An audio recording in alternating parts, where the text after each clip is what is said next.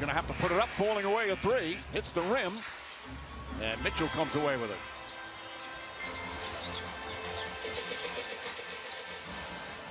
Mitchell using the screen nicely, finds Mobley. Mobley gets inside on Towns. Little fake shot, short. Had it stripped after he got the rebound. Towns with 14 rebounds tonight. One of the best rebounders in basketball.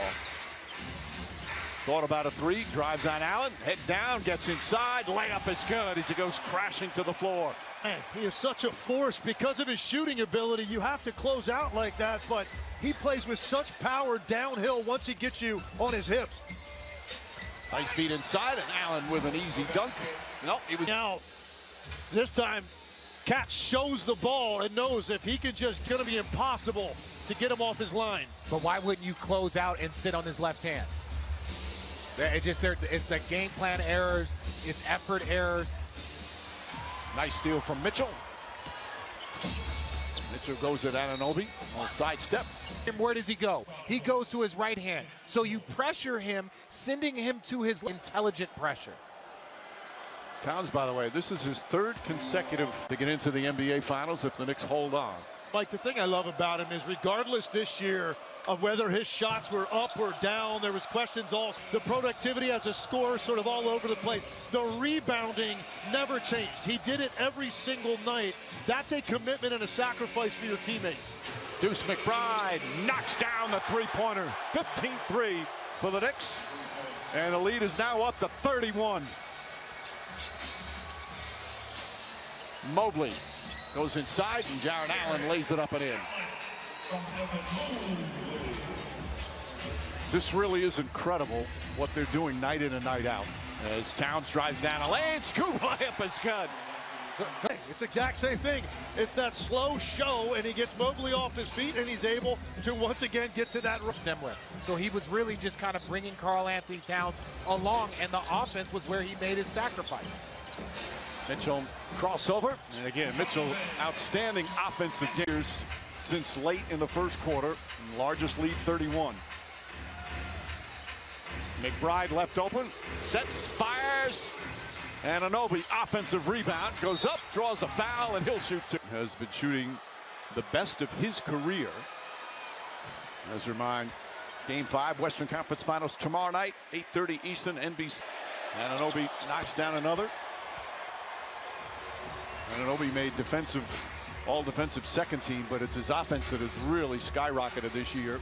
Knicks, by the way, kept saying he was robbed. He should have been on the first team. Shamet with the steal. Shamet feeds on Anunoby with the flush. Has been a huge story in this series. Once again, out on the run. In Philadelphia, and now destroying the Cavs here in Cleveland. Yeah, starters have been pulled. TOD 10:14 Eastern Standard Time. This series looks like it's over. The playoff games to pull him with 8 minutes to go. By the way, Jalen Brunson is not going to play a second in the fourth quarter. He hasn't played a fourth quarter in any of the clinching games that they've had. Shot clock at 7. McBride leads in. Tough shot. Get going down for the Knicks. Mike Brown's asking a foul to try and get some players out. And there's the foul. Let's get Porter, Proctor. There's a turnover. Here comes Kolek. Kolek's become the third string point guard. Left-handed, can't get it to go. We'll bring it the other way. And a lot of the Cavs fans will head for the exits now.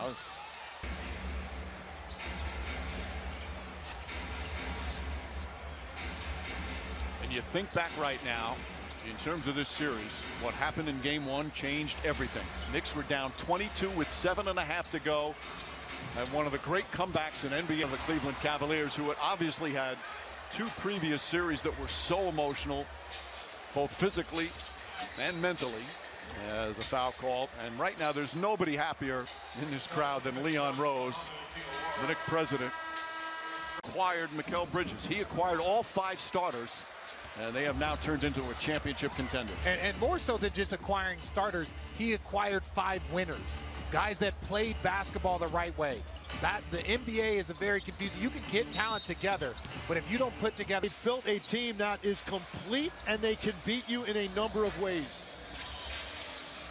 Jordan Clarkson, another pickup this year, has been great off the bench as we come up on a halfway point. And again, you see how another turnover. Dadier goes inside. He's fouled by Tomlin. You see the Knicks. Of the Knicks trying to put together this group. He has been one of the all-time in NBA history. I wondered at the time when he came to New York, there was some talk. Is that too much money for Jalen Brunson at that time? Now, the bargain of the century, whatever that guy's making for what he has done for this franchise. Thoughts were that the Knicks overpaid. Kolik out to Dadier. Nice move with the left hand. The interesting thing at Jalen Brunson's introductory press conference, he said, "I'm not a savior in any way, shape, or form." There are a lot of fans in New York who will dispute that. Every savior always says they're not a savior. Tomlin banks it back home.